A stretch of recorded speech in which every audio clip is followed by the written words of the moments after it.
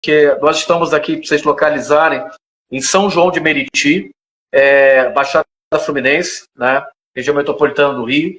Eu, particularmente, eu moro em Nova Iguaçu, a cidade aqui do lado, e a gente está aqui no Gato Negro Pub, que é de um grande parceiro nosso, o Felipe, está aqui, daqui a pouco falo com ele. Ele é outra figura histórica também no mundo do rock e do metal. Ele era da banda Confronto, hoje ele é da banda Norte Cartel, e ontem lançou um clipe, que eu vou até mandar para vocês depois, do Marabô, né, da nova banda dele, a banda mais recente dele. Falta só o... Bom, tá entrando. O que a gente... Bom, então vamos começar a ver se ele entra depois aí. Bem, pessoal, me apresentando novamente, meu nome é Adriano Dias. Eu faço parte de uma instituição que atua com direitos humanos na Baixada Fluminense, no Rio de Janeiro. Agora a gente está com espaço também na cidade do Rio. E eu sou fruto do rock. Eu sou fruto do rock dos anos 80. Né? Tanto que é uma banda que me inspirou, tive muito prazer, uma das bandas principais, de hoje são meus amigos, que é o pessoal do Cólera. A gente até vai fazer um festival no final do ano com eles. Né? Em setembro, vamos fazer aqui no Gato Negro 10 anos do Jovem Fica Vivo, uma campanha que a gente faz, lembrando também da partida do Robson. Então, eu sou fruto desse movimento que acabou se envolvendo, primeiro na política partidária, junto com os movimentos sociais de base, e hoje chegou a instituição, né, a Concausa. E aí, o que acontece? Né? Eu gosto de música, conheci o trabalho de vocês há alguns anos atrás, mas gostei muito da temática pela questão óbvia, né? A gente vai ficar aqui se repetindo, mas eu vou confessar a vocês, o show que vocês abriram para o Rato de Porão, no Circo Voador, eu fiquei particularmente impactado. Eu só tive 2 shows de vocês, lá no Heavy Beer e no Circo Voador. Mas lá do circo eu já fiquei muito impressionado com a banda, assim. Né? Eu também tenho uma banda, voltei a ter banda depois de vários anos, e a gente vê a gente fala que vamos falar do show do Cólera também, que é uma celebração, né? É quase uma missa. O pessoal, todo mundo canta junto, todo mundo participa. E eu vi muito essa sinergia da banda e do público. E da temática que vocês trabalham, que pra gente é muito cara. A gente, só fazer uma pequena introdução, que debate a questão de direitos humanos desde a década de 80, de várias maneiras diferentes, amadurecendo, acertando, errando. A gente fala que toda a violência que a gente tem na sociedade brasileira, ela tem como base o racismo. Tem como base a não revisão desses 300 anos, com o Razad Seita, que era o cônsul de Angola, aqui no Rio. Nós participamos do processo de tombamento do Cais do Valongo, né, como patrimônio da Unesco, junto com os movimentos, e eu ajudei lá no processo de escrita do tombamento como patrimônio cultural da diáspora africana no Rio de Janeiro, né, que é a sua porta de entrada. O Razad Seita usou um termo que foi o Holocausto. Geralmente só se remete, né, ao Holocausto do povo judeu no período da década de 40. Mas a gente tem essas sequelas até hoje. E aí, nesse momento em que o mundo... Vocês iniciaram quando eu lá em 2013 falava que o mundo era o fabuloso mundo de Bob. A gente vai melhorar, a gente vai... Né, estamos da pobreza. Não é uma discussão política partidária. Agora temos que deixar de ser racistas, misóginos, homofóbicos. Cara, aí o mundo capotou. A Terra plana capotou.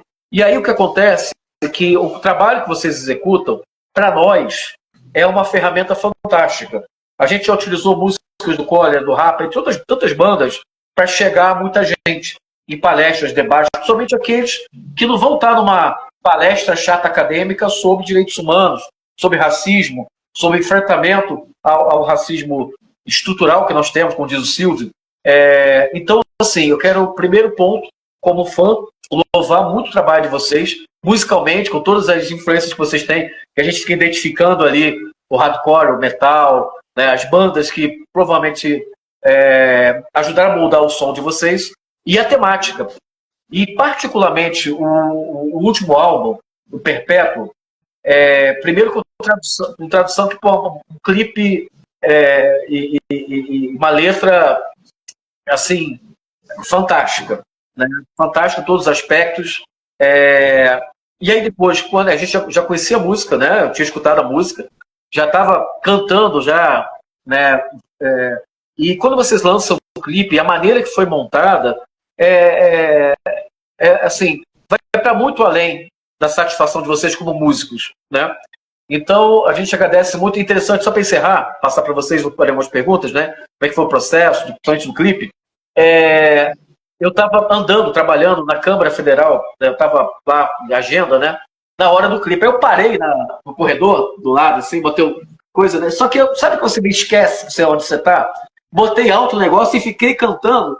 E depois eu percebi que as pessoas em volta estavam me olhando com minha cara, assim, né? Quem é aquele cara maluco batendo a cabeça no meio do corredor da Câmara Federal, né? Com uma música, depois eu baixei, né? Que estava alto, né? Então, assim, aí eu parei lá na hora, sentei lá no 10º andar, fiz uma matériazinha, que é a nossa maneira de dar uma pequena contribuída no trabalho, sabe? De jogar luz e ir reverberando, passando para pessoas que, de repente, não são do meio alternativo, rock, punk, metal, seja qual for, e vice-versa, né? A gente utiliza isso como veículo fantástico que a música e a cultura é. Bom, primeiro, desculpa, falei pra caramba, estou empolgado, muito feliz de falar com vocês. Fala um pouquinho do processo aí, da composição do álbum, né? E especificamente da música e do clipe, como é que foi feito. O pessoal, acho que o Charles está aqui, boa noite a todo mundo, que foda, muito obrigado. O Charles, acho que tá aqui, você consegue trazer ele? Acho que ele tá na live. O pessoal tá comentando. Vou trazer ele aqui, Charles. Espera aí. Vamos ver se ele... Acho que ele tá... Oi. Charlie? Só clicar ali, cara. Só clicar ali que vai aparecer. Entra no Concause e clica. Opa, tudo bem, cara? Pessoal chegando aqui. Deixa eu tentar colocá-lo aqui. Espera aí. É Charles... Tá bom. Charles Pantera Black. Aí, tá aí, ele tá vendo. Só entrar na Concausa e clicar na live. Ele tá aqui, ó. Ele mandou um oi. Acho que ele... Tô vendo tá aqui. Assim. Vamos ver se vai dar bom. Agora vai. Só desculpa aí um pouquinho a... Primeira vez que a gente está fazendo desse formato, ainda está reproduzindo. É só entrar no Concausa e apertar no ao vivo. Opa! Entra aí com causa e ao vivo. Charles, obrigado, boa noite. Salve, gente, boa noite. Opa, tá já, irmão? Falei Nós. pra caramba empolgado, desculpa, tá? É meu lado fã. Isso aqui é um trabalho, mas tem muito do meu lado fã. Tanto que o pessoal fala assim, quando você marca as tarefas, debate, você tá indo como fã ou tá indo trabalhar? Eu falei, não, eu tô indo lá porque é aquela de você conhecer os ídolos, né, que a gente passa a admirar, as pessoas que produzem, que fazem. E eu tenho um carinho muito especial pelo trabalho de vocês. Muito sério. Sério mesmo. Tanto na música quanto nas mensagens. Então, eu queria passar para vocês um pouquinho para a gente objetivar. Depois a gente vai pegar esse conteúdo, vai reverberar em vários pedacinhos, vai estar sempre provocando esse debate. Como é que foi a ideia, especificamente, do Perpétuo, né, e do clipe, da música e do clipe? Salve família, boa noite, tudo bem? Estou aqui com essa obra de arte. É uma obra de arte que a gente pintou aí, os três, e foi um processo um pouco diferente, eu acho que, do Ascensão. O Ascensão ele tem uma outra pegada, ele veio de um outro momento, até nosso pessoal, e o disco acaba refletindo o que a gente está vivendo. Então, o Perpétuo ele veio com músicas diferentes, de outras maneiras, e a parada foi, a gente se permitiu, né? Pode ver que ele amplia o leque e a gente vai para vários estilos diferentes, as letras ficaram mais contundentes e tem uma pegada mais ancestral, mais espiritual. Tanto são uma música que, assim, né, eu fiz mesmo para minha mãe e eu fiquei com receio de mostrar pra galera e ela tem sido super aceita, ela é a mais ouvida do álbum, assim, ela tem o dobro do segundo colocado, por exemplo, se a gente for comparar de streaming nas plataformas. Então é uma música que pegou geral, pegou no sentimento. É uma música que fala de racismo estrutural de uma maneira assim brutal, mas de uma maneira, né, com a melodia bonita. E tem sido incrível poder viver esse momento e falar dessas questões tão importantes. Exatamente isso. A maneira que vocês levam Perdão. Viver esse momento. É, Então, pegou geral, pegou... pessoal, tira o som aí, só um minutinho. Tira o som aí que não tá, vai dar reverb. Desculpa, gente. Tá reverberando. Tá se adaptando ali no outro equipamento. Só para complementar, quando se fala do racismo estrutural, de fato, você traz na questão, somente as mulheres negras nessa música, nessa vivência, que são as mulheres negras do Brasil afora, periferia, baixada, né, enfim. E aí você colocar isso aí, falando do outro clipe, né? As imagens, as cenas, as montagens, tem partes ali lindas demais, cara. Vocês tiveram uma sensibilidade, quem produziu, falam de um tema muito pesado, né? Eu tenho entendimento também de abandono afetivo, de outras questões, né? Que além da questão do racismo, como todo, estrutural como todo, mas e sobre o som, né? Você comentaram, né? A gente percebeu essa mudança, mas assim, fantástico, inclusive novas linhas vocais e tal. Isso tudo eu acho que é um processo evolutivo com a banda que não se prende no seu, né? Eu vou ter uma banda de hardcore agora. A gente está discutindo, a gente vai fazer um disco em memória a Marinheiro João Cantos, depois a gente fala sobre isso. A gente, cara, não se prende aí. A gente pode fazer uma música mais Plebe Rude, pode fazer uma música mais Rato de Porão. Não precisa se prender a uma. Acho que hoje a gente nem as grandes big bandas, né, Metallica, tá, se prenderam, eles tiveram suas fases também. Então, voltando aí a falar, e o Perpétuo como todos, teve tradução, né? E a música Perpétuo, o clipe Perpétuo. Gente, ninguém vai falar. Cara, eu só. Só uma venda. Eu acho que. Eu lembro quando a gente foi fazer o clipe de tradução, a produtora tinha uma outra ideia. Né? A gente é muito focado nas coisas que vai fazer e a gente falou, velho, a música tá falando, a gente tá falando disso na música, a gente tem que realmente focar nisso. Acho que uma das ideias, né, da produtora era pôr a banda tocando. Eu falei, não, a banda nem precisa aparecer nesse contexto aqui. A gente vai retratar a vida de uma mulher preta que sai cedo do trabalho, tem a família, tem o filho, tem que às vezes cuidar dos filhos dos outros, né? Fica o dia inteiro lá e volta para casa e encontra essa mensagem do filho. Então o clipe conseguiu transpassar muito bem o que a gente queria dizer com tradução.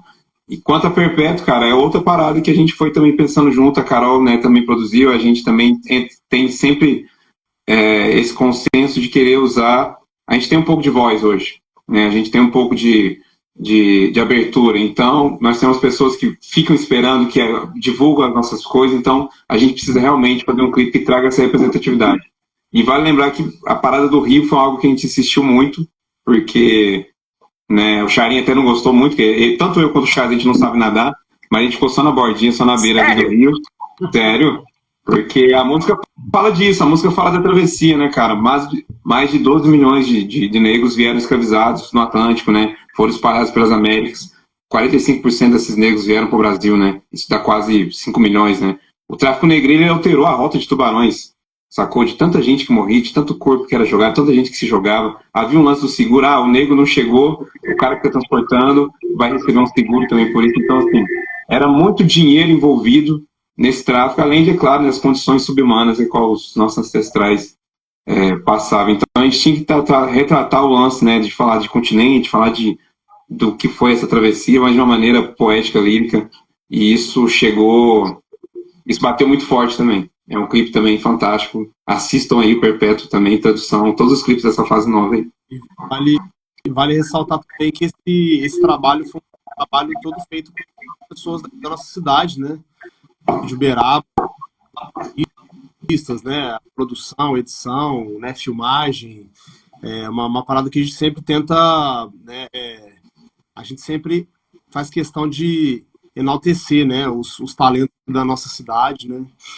E é isso, é que nem o Shine falou, né? Foi um trabalho feito assim, com muito, né? Com muito cuidado, né? Muito medo. Então, só ver a coisa, só complementar, cerca de 3 a 4 semanas, houve a lavagem simbólica do caso do Valongo aqui no Rio de Janeiro, como um dos principais portos de entrada, na região que eles chamam de Pequena África. E eu vou ser muito sincero contigo, a música não saiu da minha cabeça, apesar de estar a batucada do Filho de Gigante, eu estava até com o companheiro nosso que está com causa, o João Oscar, e aí eu tava, não tinha o clipe na época, tá? No período não tinha o clipe. Eu mostrei no carro para ele a música, né? E não por acaso, antes, né? Eu escrevi uma letra eu voltei a escrever depois de muitos anos, que falava dessa coisa da travessia. Né? A primeira letra que eu voltei a escrever depois de 30 anos. Isso antes da música de vocês. Já estava escrevendo um pouco mais focado, pegando essa história que falamos do João Cândido. Então, assim, citar, a maneira que vocês citaram a questão da brutalidade dos tombeiros, né? Da maneira que chegavam aqui, principalmente no Rio de Janeiro, né? Tem uma das portas de entrada. E aí ia para a Pedra do Sal ser leiloado, que é um grande companheiro nosso, o Macedo Griot, que faz o trabalho de griotagem, e ele tem um vídeo que depois eu mando para vocês, que agora mudou porque teve umas regras de turismo no Rio de Janeiro. Mas ele fazia essas explicações, como é que era ali, fazia o caminho. E ele citava, as pessoas chegavam ali sem saber o que está acontecendo, sem saber a língua, separados dos seus familiares, em frangalhos, depois de semanas, né, em uma gaveta, e era leiloado ali em pé naquela pedra, e se não, né, chegasse morto, ia lá para o cemitério dos Pretos Novos, onde existe até hoje uma instituição que reconheceu esse local. Então, mas ao mesmo tempo, a letra de vocês, me permite, ela também cita a questão da diáspora africana, a contribuição da constituição da cultura. E que eu acho, a palavra não, é foda. Acho que foda não foi só a tragédia. Vocês enfatizam ali a questão da contribuição, né, principalmente no refrão, de o que seria sem a contribuição negra na cultura. O que seria do Brasil e do mundo, né? A gente teve o Dia do Rock aqui há pouco tempo e o pessoal esquece de onde saiu. Que aquela mulher negra lá pegava, fez um som que depois foi apropriado, como muitas coisas acontecem, né? Mas fala essa parte da contribuição da diáspora que vocês falaram na letra. Cara, a contribuição da diáspora ela está presente na vida, né, até da forma como a gente fala, né? Na questão do vocabulário, questão de vestir, principalmente no Brasil, na questão do sincretismo religioso, né? A questão do Umbanda, que é originado do candomblé, mas tem também o catolicismo, a questão espírita. Então, eu acho que não tem como imaginar o Brasil, né? O Brasil sem a cultura negra, né? Por mais que seja triste, às vezes eu pego pensando, pô, o mundo foi dividido pela colonização. Né? A América Latina inteira fala espanhol, sacou? E o Brasil, ele já tinha uma civilização, né? A civilização indígena, os povos indígenas, né? E qual seria a língua do Brasil? A língua verdadeira do Brasil é a língua do Tupi-Guarani, várias línguas indígenas aí que essa galera também dizimou, estuprou. Então, assim, para além disso, da tragédia, é claro, nos anos passados a gente vê que a contribuição da população negra no mundo é impactante. Não tem como você desmembrar várias coisas, principalmente quando a gente fala de estilo de música. E até do rock, essa galera que reaça pra caralho, fica reclamando. Velho, se não fosse a contribuição do blues, do jazz, do gospel, tudo isso é música negra.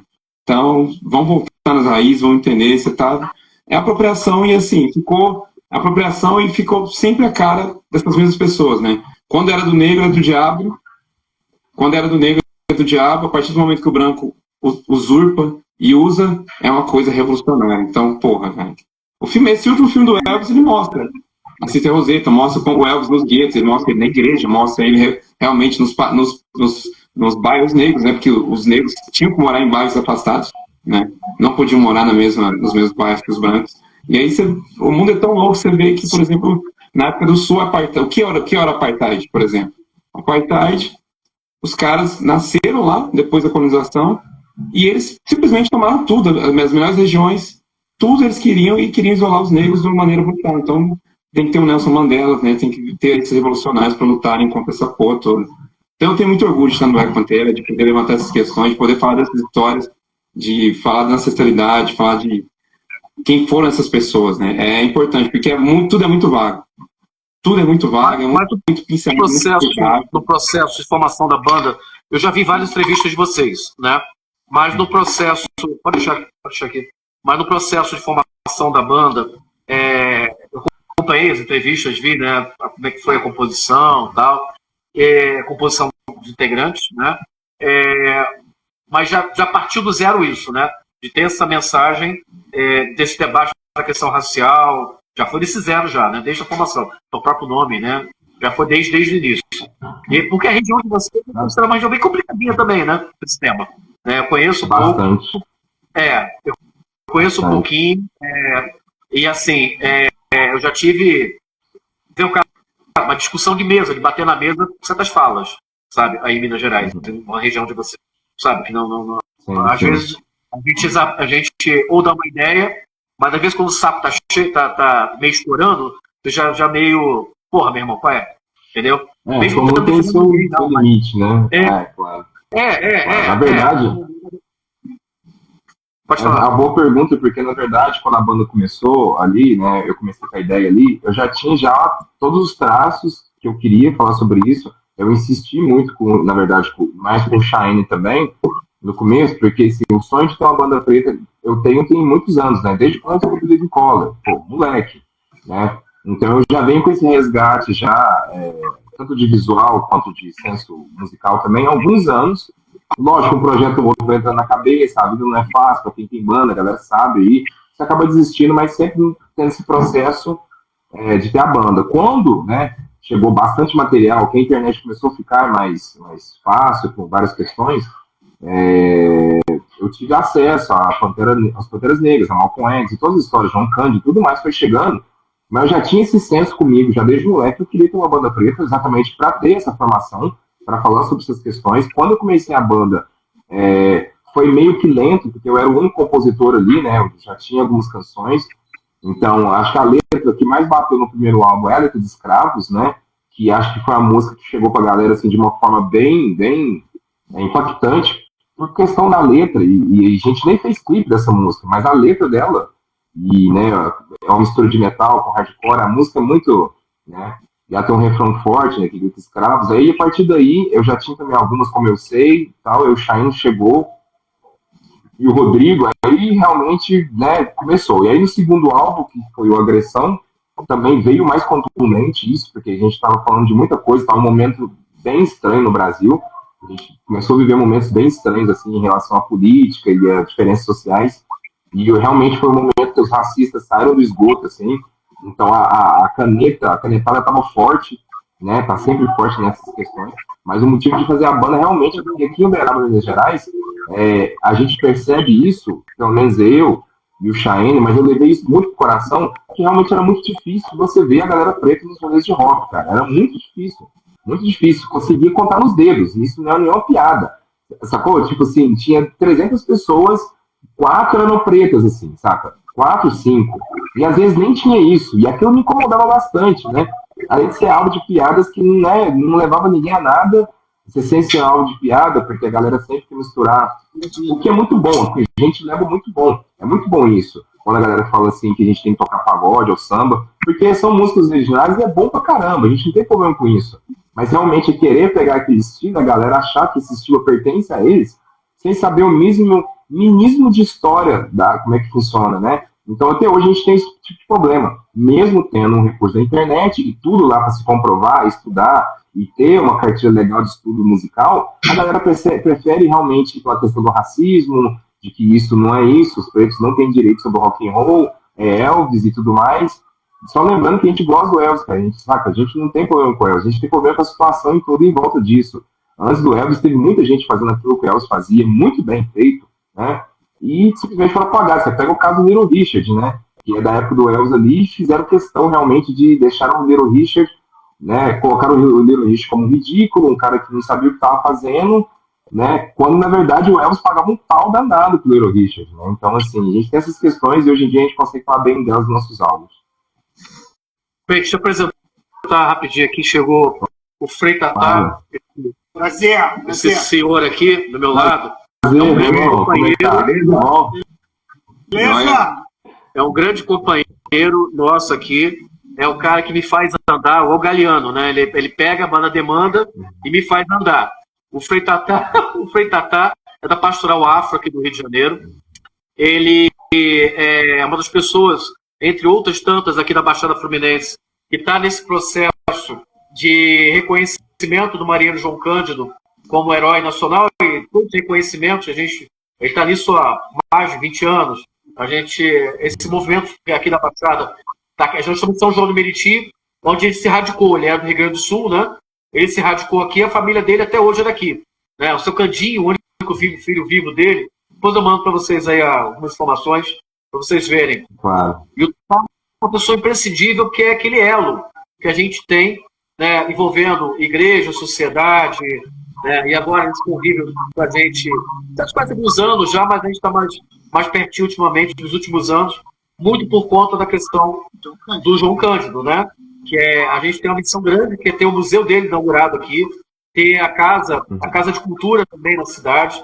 Não tem nenhum equipamento de cultura aqui na região metropolitana do estado, da Baixada Fluminense. Do estado, né? Não tem equipamento do estado do Rio na região metropolitana. Pra vocês terem uma ideia, que é falando de Rio de Janeiro, que foi capital, que foi, enfim, né? Então, o Tatá tem essa. Aí eu chamei ele, eu mostrei o clipe para ele, né? Os dois clipes, né? Esse último específico, porque, voltando a falar, eu achei impressionante demais o que eles conseguiram traduzir naquelas imagens, né? A história da ancestralidade e tal. E aí eu convidei ele para ser, como tantas coisas, eles fazem essa troca, né? De conhecer vocês aqui, que a gente espera que, eu não sei esse ano, mas provavelmente ano que vem, a gente faça uma produção com vocês aqui na Baixada e na Zona Oeste do Rio, né? Vou convidar um pessoal que também admira muito de vocês, que é o Arandu Araquá, lá de Brasília, que é uma galera que faz som em língua indígena. O Zândio é um grande amigo meu. E quando eu tinha marcado com o Zândio em Brasília, no dia que lançou o clipe, né, nós acabamos não nos encontrando na minha agenda, na minha correria, né? Ele é um grande companheiro também. Nós botamos ele para tocar no Fórum Mundial de Direitos Humanos, o primeiro, lá em 2013. Então a gente está querendo fazer esse encontro, né, do Arandu e o Black Pantera aqui no Rio, para o começo do ano que vem. Eu vou começar com a produção de vocês, com o pessoal da produção de show, né, para a gente articular isso. A gente não quer estender muito, né, já está passando nossa meia hora. Eu queria que vocês fossem concluindo, né, já falou sobre o clipe, mas enfatiza mais um pouquinho a questão do clipe, né? O que vocês acham que pode ser utilizado, o que para além da realização artística de vocês, como ele pode ser utilizado? Cara, hoje, agora mesmo, uma amiga minha que é professora, assim como várias, eu recebi até um vídeo da Priscila, que ela dá aula em americana. Mandei um salve pra Garela hoje.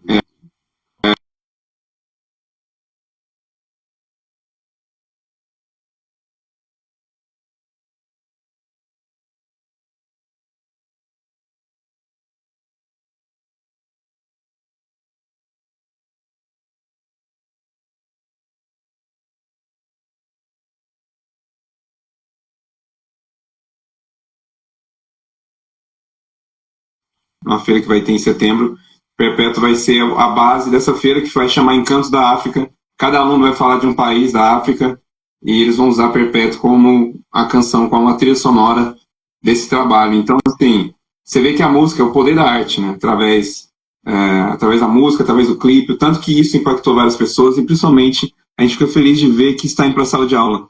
Não só, tem o René, que é o irmão da Ive, que está aqui, né, usou músicas da banda como em provas também para relacionar essa questão da história do negro no Brasil.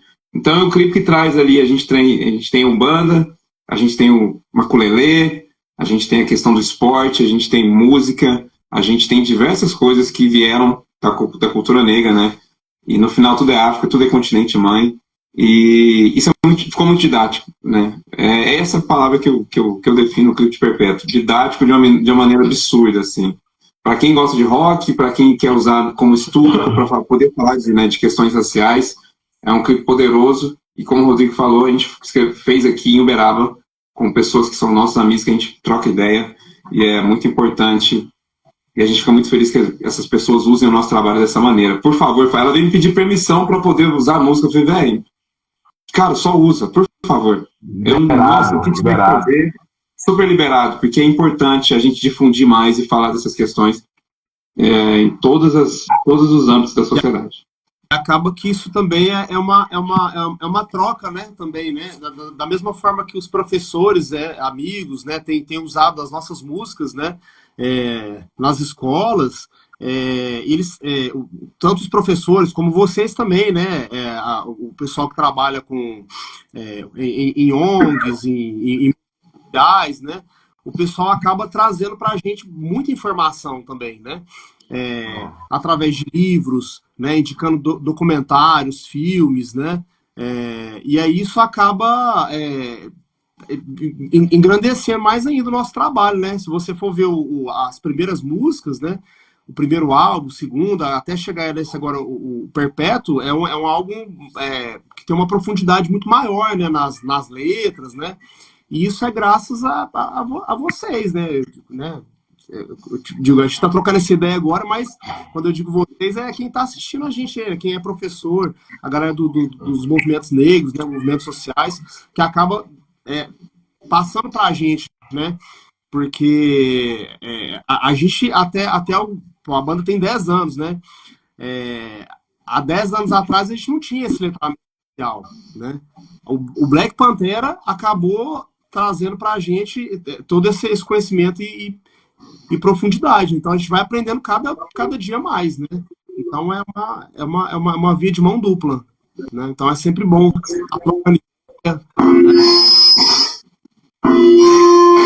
Deu um problema no microfone para reproduzir, só um minutinho. Não, tá bom. Tá legal. Encerrando.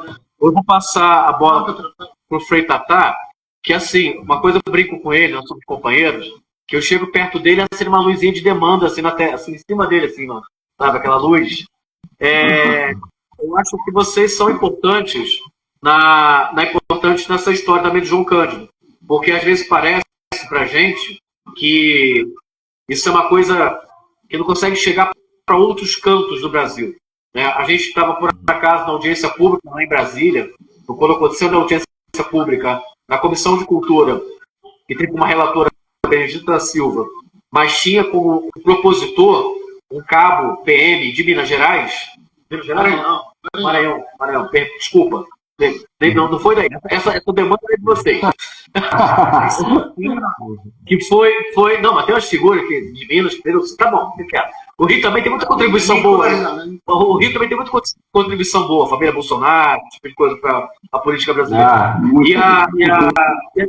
Vocês não têm ideia do que a Marinha fez lá. Os caras foram gabinete a gabinete. Estava eu e ele lá, mais o professor Rodney, do Instituto Federal aqui da Baixada.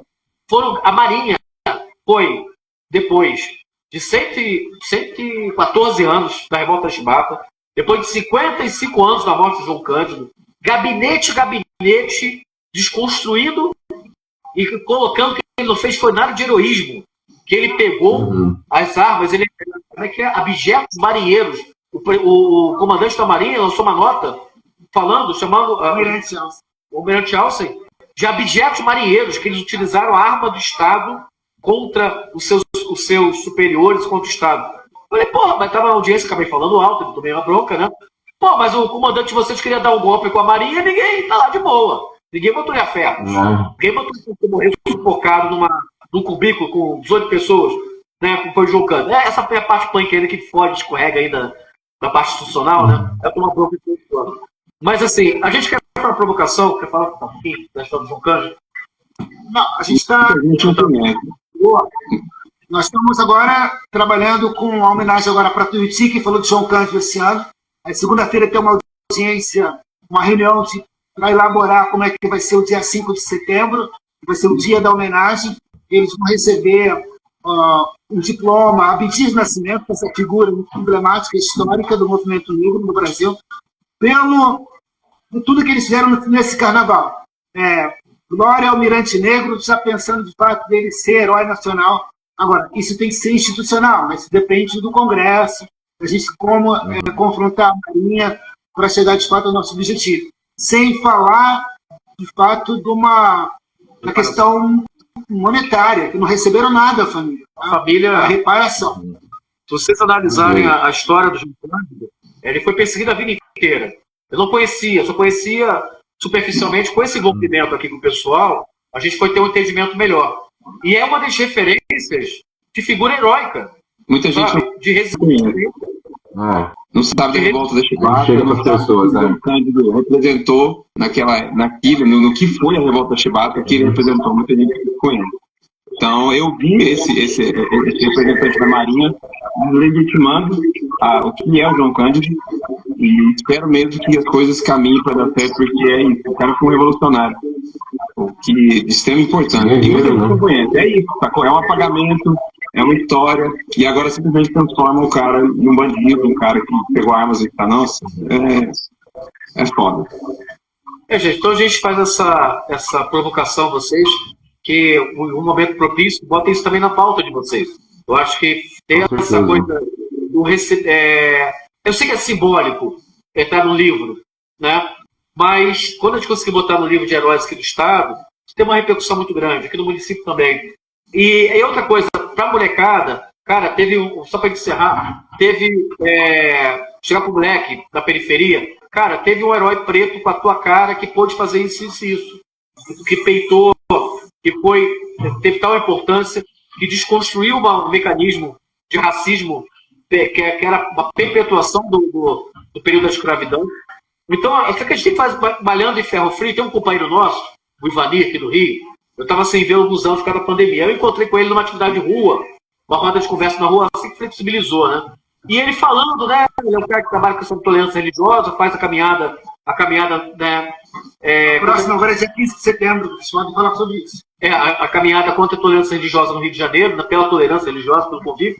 Aí eu falei para o Ivanir, Ivanir, você fala a mesma coisa há 40 anos, hein, desde que eu te conheço. Não tem jeito não, meu irmão. A gente vai terminar a vida gravando perpétuo, porque tem história demais para contar. Tem história demais para ser reparada. Entendeu? Com certeza. Então, mais uma vez, só para encerrar, passar para vocês para encerrar, agradecer pra caramba, eu como fã, né? E vocês, banda, né? Enquanto cultura, o instrumento que a gente vai utilizar, está utilizando já, para fazer esse debate, né? Para chegar naqueles que às vezes não vão sentar numa roda de conversa, no meio que a gente tem lá no Congresso parlamentar dizendo que não houve escravidão, gente negando que, enfim, aquele processo lamentável que eu achei que com acesso à informação a gente não teria, né? Mas às vezes a pessoa ser visível, né, numa rede social, nem que seja alguns segundos, ela é escatológica, ela é violenta. Então isso que a gente está enfrentando e vocês fazem o sentido contrário. Então agradecer. Até o Tatá, eu e Tatá samba de escola de samba, cara. Imagina. Na Tuiuti, cara. Eu não imaginei. Aí sim. Eu era radicalzinho, aquele radicalzinho, roqueiro radicalzinho que não gostava de carnaval. Né? Não, isso lá, 40 anos atrás, né? Eu tô lá, né? Igual a coisinha de Jesus na passarela. Ele foi lá no carro alegórico, né? Com o filho do São Cândido. Eu fui lá embaixo, lá na coisinha de Jesus, né? Dançando lá na avenida. Então, agradecer mais uma vez, mandar uma mensagem final aí. Vamos nos falando, tá? Que puder, que qualquer movimento da banda, passa pra gente, nosso jeito, a gente vai reverberar aqui, seja no nosso portal C3, seja do canal da Com Causa, do Rock Com Causa, porque é uma função nossa, entendeu? E às vezes a gente consegue acompanhar tudo. Agradecimentos gigantes, assim, uma coisa importante que a gente queria ressaltar é que, assim, acho que o mundo é feito de parcerias, né? A gente começou essa banda 10 anos atrás e a gente nunca imaginou que fosse chegar e fosse ser tão grande, né? Então, assim, o Brasil é gigantesco, o mundo é gigantesco, mas se cada pessoa se ajuda, né? Isso aqui é uma alta ajuda. Tem pessoas nos escutando, tem pessoas nos ouvindo, lendo. E tudo que a gente tem falado aqui realmente para fazer a mudança das coisas, né? Seja do João Cândido, seja do garoto na favela que quer tocar uma guitarra, seja da moça que está ali passando roupa. Então, assim, a gente tem esse senso que não é só a banda, né? O nome Black Pantera já não é uma questão de banda, de som, de nós e mais, né? Como a gente sempre fala. Já é uma parada muito grande, a gente sabe que tem que conectar as pessoas. Então, assim, a gente só agradece mesmo. E um forte abraço a todos, a todas. Fiquem firmes, cabeça erguida e vamos embora. Vai ser lindo. Falou, gente. Muito obrigado. Mais alguém falar? Gente, mas eu só quero dizer que o pessoal leiam, se informem, procurem entender, saber só que quanto mais eu entendo, mais eu leio, mais eu sei sobre o meu povo, sobre a ancestralidade, sobre o povo preto, mais culto eu crio. E aí algumas coisas vêm mais contundentes. E é importante que a gente fique com essa visão eurocentrista, com essa venda, e a gente acaba não vendo nada, Morrem sem passando essas paradas tudo acontecendo, você acha que é normativa, internaliza, mas não, levanta a cabeça, estude, procure aprender, leia, é isso. Sejam antirracistas. É nóis, obrigado por causa, valeu. Obrigado, boa noite, hein? Obrigado pelo espaço. Tamo junto. Até.